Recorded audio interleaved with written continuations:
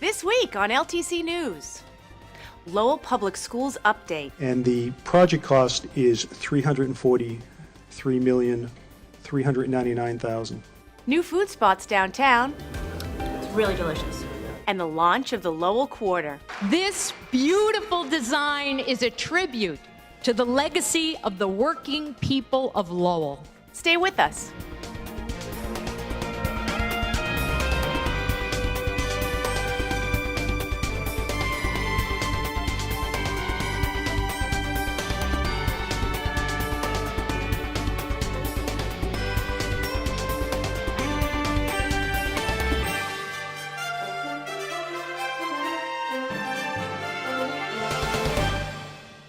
Welcome to LTC News. I'm your news anchor, Alanna Flood.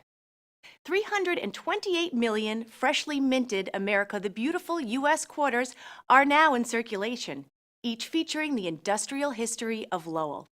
The kickoff celebration was held February 6th at the Lowell Memorial Auditorium, where 1,500 fourth graders from Lowell schools were each given their own Lowell quarter.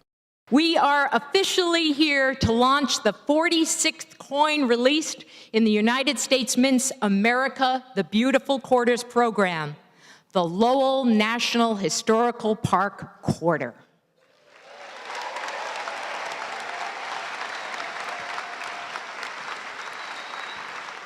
This beautiful design is a tribute to the legacy of the working people of Lowell, and in particular, those working women who made up a majority of the city's labor force in the 19th century.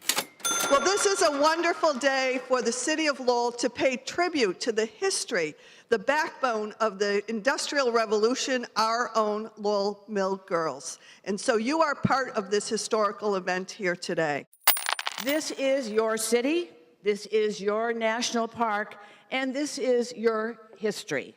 Growing up here will shape you, it will influence you for the rest of your life, and you have much to be proud of. Today's celebration is just one example of that. As a nation, we have committed through our national parks to protect for future generations, for all of you, the landscapes, the cultures, and history that define who we are as a country. What better place to commemorate and honor the new Massachusetts Quarter than Lowell? This city stands at the juncture of an industrial revolutionary history, the role and emerging independence of women in the workplace, the vital importance of our immigrant and migrant working families who built this community. Here you see a chest which represents many chests that immigrants who immigrated over to Lowell to work in the factories. That chest is lined with cloth that was produced in our weave room in the Boot Museum, which you're all welcome to visit. And we have a water wheel, which powered the many mills here in Lowell to produce that cloth. And that water wheel is actually from the Songus Industrial History Center, where students build canalways and test water wheels and turbines. 9 years ago, the U.S. Mint began issuing quarters featuring designs depicting national forests, parks, and other national sites as part of the America the Beautiful Quarter program. Each year, we issue 5 new designs on the quarter's reverse, each one honoring a different state or U.S. territory. These quarters connect America through coins to our most treasured places. At each quarter launch, we celebrate our nation's wisdom and foresight in conserving beautiful and historical national sites for all Americans. On behalf of the men and women of the United States Mint, I congratulate the people of Massachusetts on your new Lowell Quarter.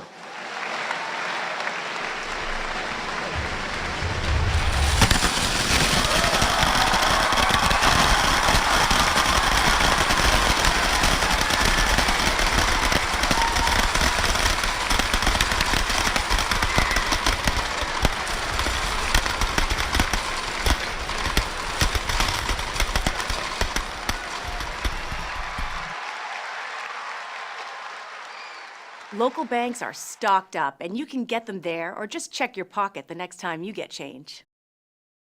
3 new restaurants have just opened up in downtown Lowell. We've got a full menu coming your way, starting with our first course of the day, Powerhouse Juice Bar and Cafe on Merrimack Street.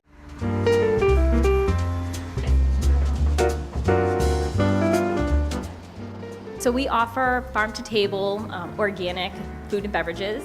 We try to get people who like vegetarian and vegan food and people who like chicken. We want them to all come and gather and this to be the place.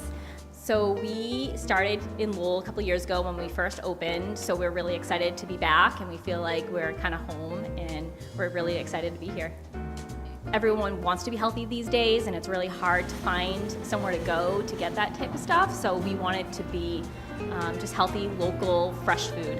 What are your hours here? So we're open Tuesday through Friday, 9 a.m. to 5:30 p.m. We're open Saturdays 9 to 5 and then Sundays 9 to 2.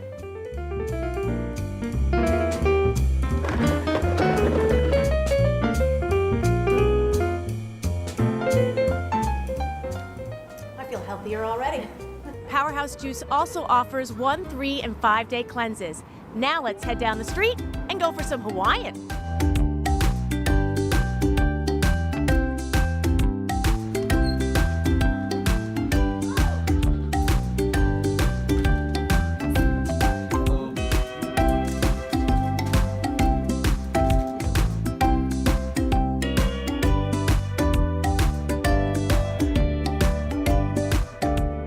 Poke is cube fish in Hawaii. You can get it marinated or non-marinated.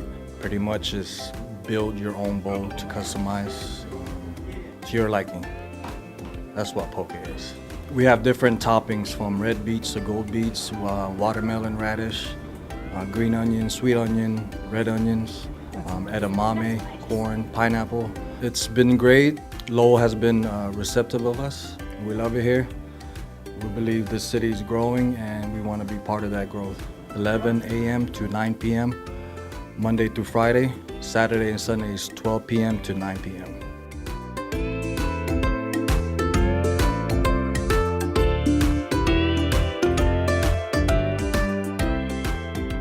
I think I'm going to try some of this tuna first. It's marinated in a Swedish dressing, with soy sauce and scallions. Really delicious. Now we're going to head down Merrimack Street and go to stop number 3. Here on Hanover Street, I'm at Pinela, a restaurant that was started by a brother and sister team, both born in Columbia, who came to Lowell about 15 years ago.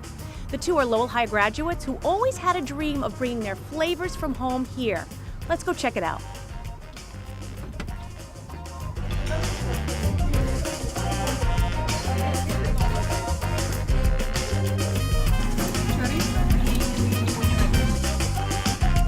Canela is one of the most traditional ingredients in Colombia, which is cane sugar compressed in the block.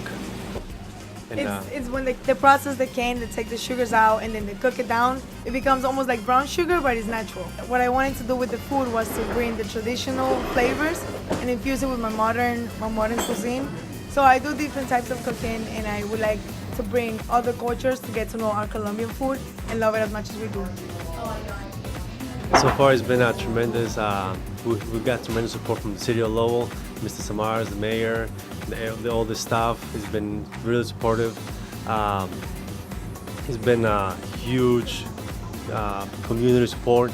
Tuesday through Thursday is 10 to 9, Friday is 10 to 10, Saturdays we open at 7 for breakfast, 7 to 10, and Sundays 10 to 4.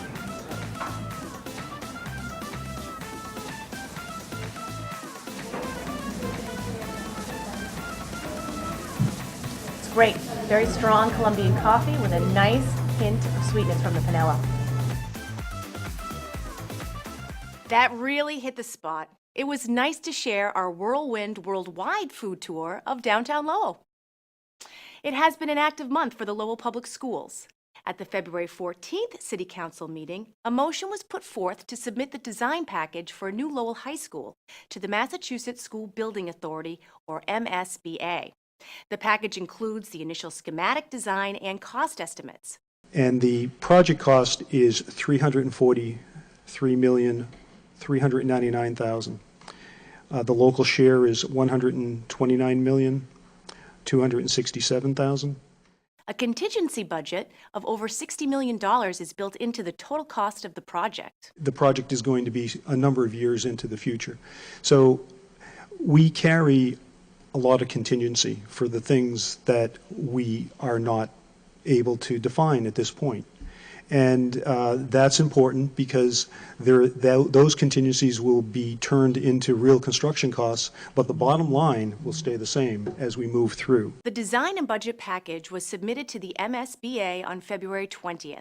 The MSBA will meet on April 10th to review and likely approve funding for the project. We expect a city council meeting to follow that, where it's identified currently as April 24th to vote approval of the MSBA's funding, and then authorization for the OPM and the design team to move forward. Detailed design begins in May of this year, and construction is scheduled to begin in March of 2021. The gym is scheduled to be finished in the summer of 2022, and the Freshman Academy in the winter of 2024. The high school is expected to be completed in July of 2026. At the same city council meeting, a representative from Cobblestone's restaurant read a letter from owners Scott and Kathy Plath expressing their concern that construction will likely have a detrimental effect on their 25-year-old downtown business. It has been our intention to be here for another 25 years.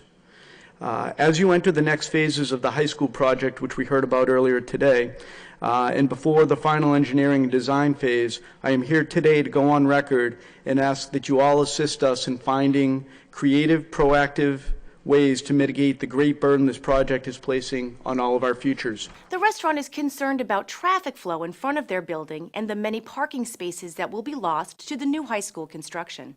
Will the bus traffic back up, blocking our front doors? Will the buses travel through in the mid-afternoon and early evenings for sports pickup as they do on Father Morissette Boulevard? Where will the dumpsters be located? Will students and parents use the Dutton Street extension for pickup as well? Will this be a two-way road? City Manager Eileen Donahue said that the city has already been working with the business to find solutions to their concerns. And in terms of some of their concerns, you know, these are works in progress with a project this big. Nothing has been finalized, but we have been at the table with them for months now. I just want to make everybody aware of that. And we totally value their business and their longevity here in the city. They're an important icon right in the downtown. So we've expressed that to them, and we will continue to work with them around their concerns. Motion 7.2 by Connie Martin, requesting that the school committee launch its search for a new superintendent of Lowell Public Schools. Meanwhile, on February 13th, the school committee agreed to start a search for a new superintendent of schools. Last year, Superintendent Salah Kelfawi was terminated, and acting superintendent Janine Durkin recently announced that she is not interested in the permanent position.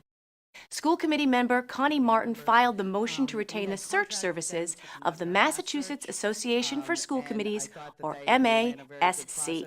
Personally, I think that we need it even more at this point because we simply, you know, our HR office served a role, excuse me, during our last search where they were collecting resumes and doing some of the initial work with potential applicants. We simply don't have the manpower in that office to do that right now. School committee members passed motions to begin the search, to enter into a contract with the MASC, to solicit community input, to form a blue ribbon screening committee to review job applicants, and to establish a search and hiring timeline.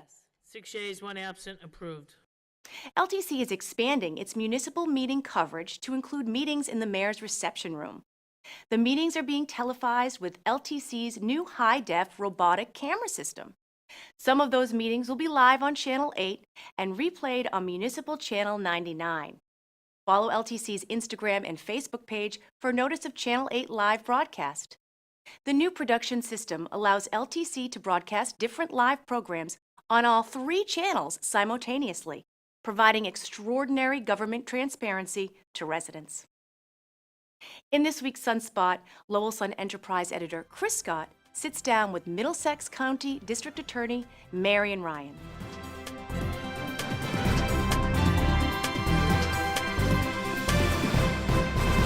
Good evening, everyone. I'm Chris Scott, the Enterprise Editor at The Sun. Thanks for tuning in to the latest edition of Sunspot.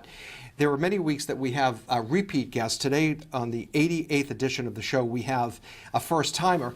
We have the Middlesex District County District Attorney Marian Ryan. Marian, thank you for coming in today. Thanks I for having appreciate it. Where would you like to begin? You were just re-elected to your second full 4-year term. Why don't we start with what your objectives are moving forward over the course of the next 4 years?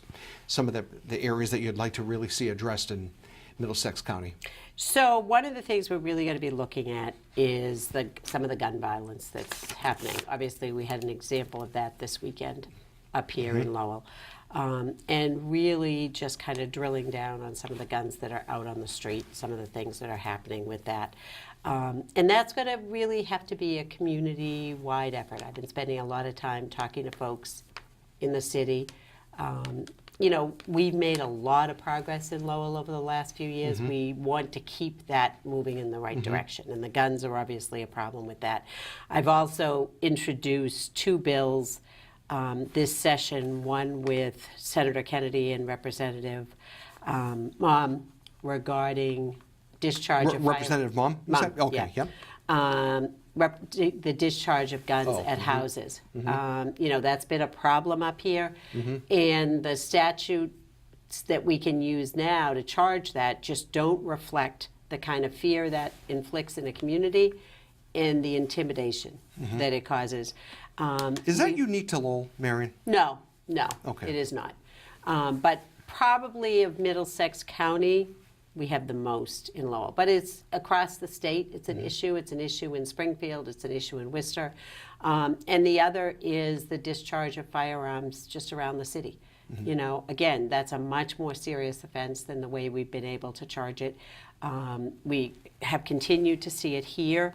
Just a couple of months ago, we had an example in Cambridge. We had that sort of shootout at 3 o'clock in the afternoon down by Kendall Square. You know, we're just very fortunate that no one was hit there. Even the other night's incident, you know, we had a lot of shots fired. So that's something in Lowell. That's something we've got to be taking a good, hard look. Let's just stay on that for a second. We were talking off air about police superintendents who've sat in the chair you're in now, mainly Bill Taylor and Kelly Richardson. And both of those guys have told me that it's just amazing the number of guns that are on the street.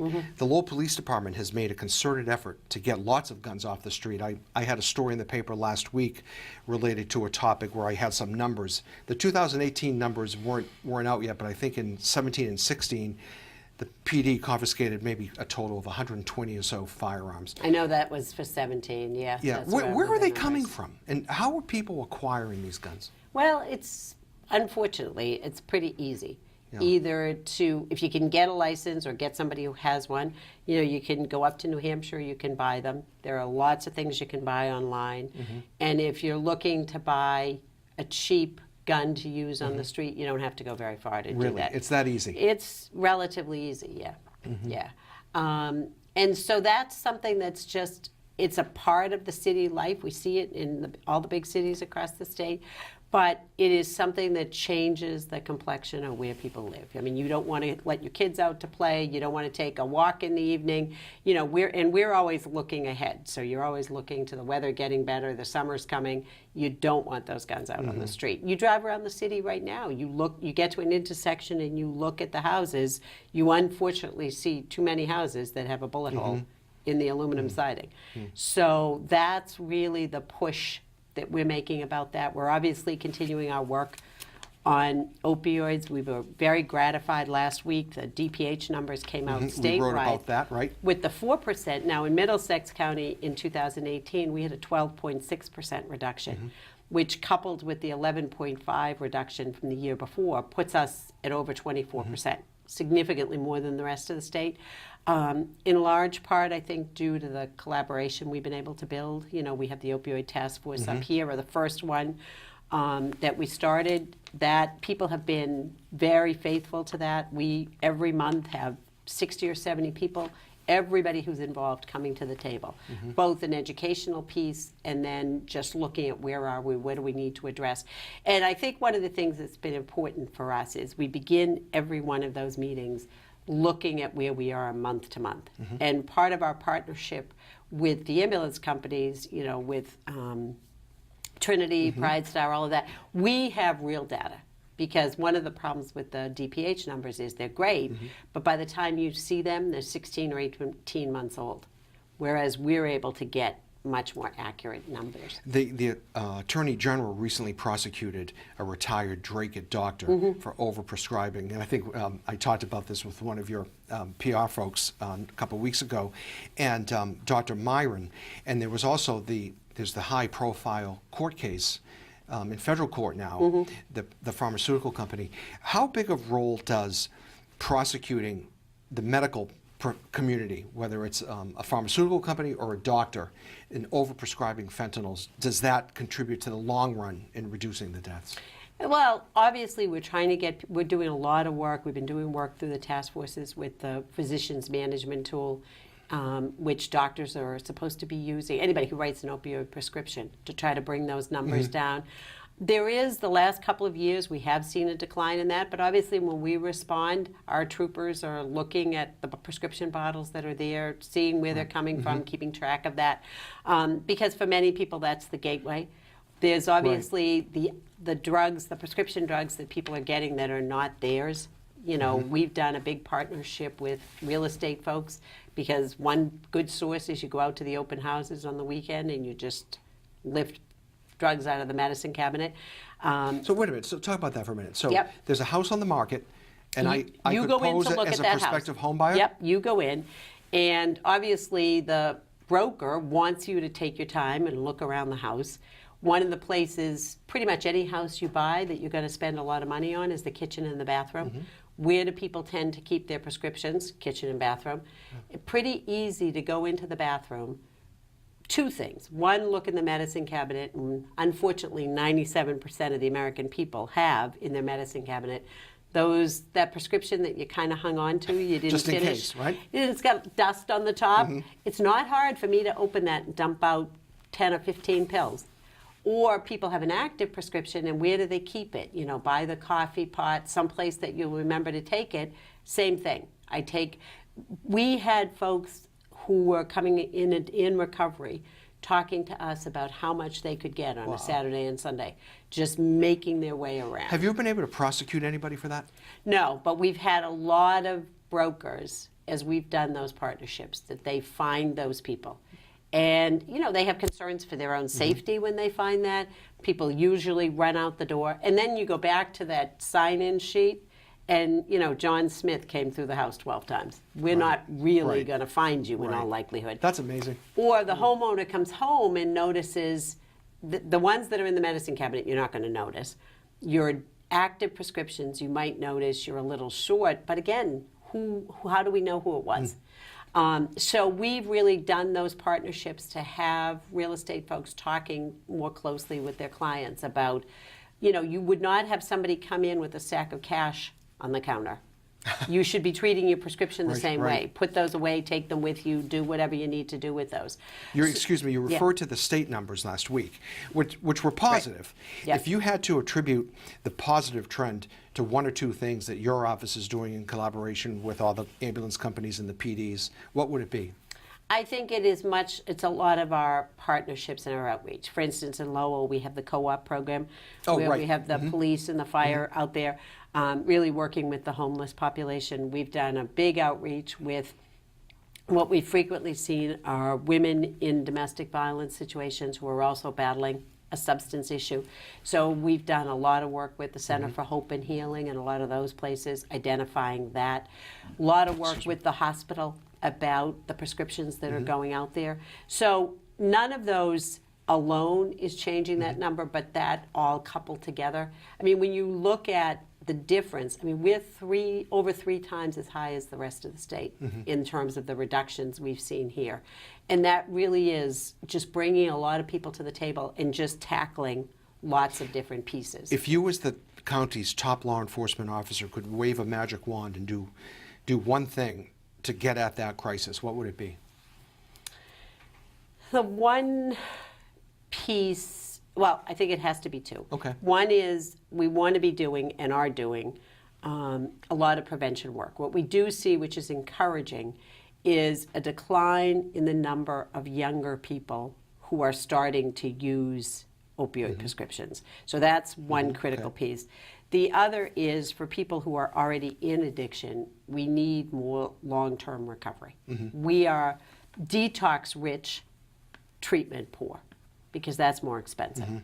And so what we know is we are making some progress in the people that are entering that really hell of addiction.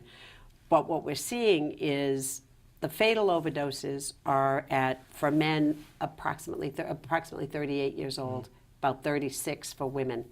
It's a long road for lots of people, you know, the late 20s to late 30s. We need more treatment options there.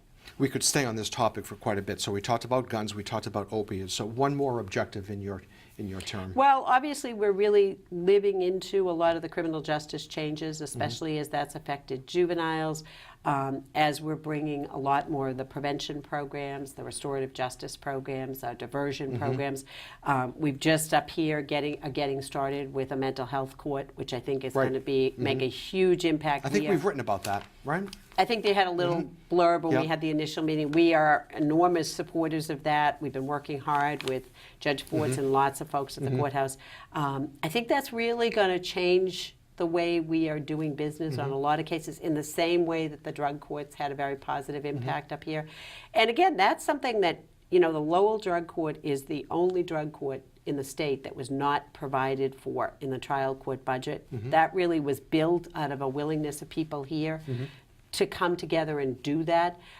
Stuff like that happens around here sometimes. It really does. that is to the great credit of people here. We also were able to overcome what has been a state. We are really a model, because a statewide challenge has been the transportation issue, getting people to the drug court. The Lowell Foundation came through at the request of myself and Defense Counsel. They are funding the transportation. That's made an enormous difference. Unfortunately, we only have about 30 seconds left. All right, I'll talk quickly. But no, you're doing, it's great so far. If you could, again, wave that magic wand, and if there was an issue out there that you'd really like to get to, kind of a pie in the sky thing, that you know in your head and your heart you want to get to, but the legislature might not go for it, or the police chiefs might not go for it, what issue is that? Well, right now, I mean, there's lots of issues and lots of kinds of things I'd like to have a hand in. Right now, for Lowell, it would be guns. Okay. We might have a few seconds left. We talked off the air about your emphasis on helping seniors. I see that you go to senior citizen centers all the time. Yep.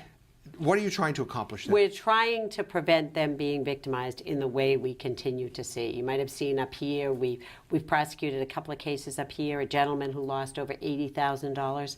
You know, that has an enormous impact on people's quality of life, because they not only do they lose that money, but that would have given them a cushion going forward, but they lose it at a time where they're not working, they're not replacing that money. And there's just, every week there's a new kind of scam. What's your advice to seniors across Middlesex? So my biggest advice is don't answer your phone. Don't let people in your house. Don't make a contract at your front door.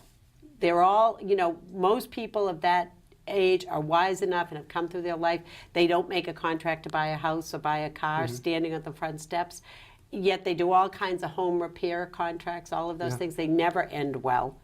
I can see not having someone in your house, but not answering your phone, or unless you know who's calling. When you don't, unless, obviously, unless you know. And right now, we all have the benefit of caller ID, all of that sort of thing, because it's very hard once you get on the phone. These people are good. That's why they're scammers. They're smooth, right? And it's hard to hang up, especially if you live alone, you're lonely, you get into those conversations. The next thing you know, there's a lot of money that's being lost. Thanks for tuning in to the latest edition of Sunspot. We'll be back in 2 weeks with a new guest. Have a good night, everyone. That's it for this edition of LTC News. You can find us on LTC channels 8 and 99, online at ltc.org, on Roku at LTC Lowell, or get the link on Facebook. I'm Alanna Flood. Thanks for joining us.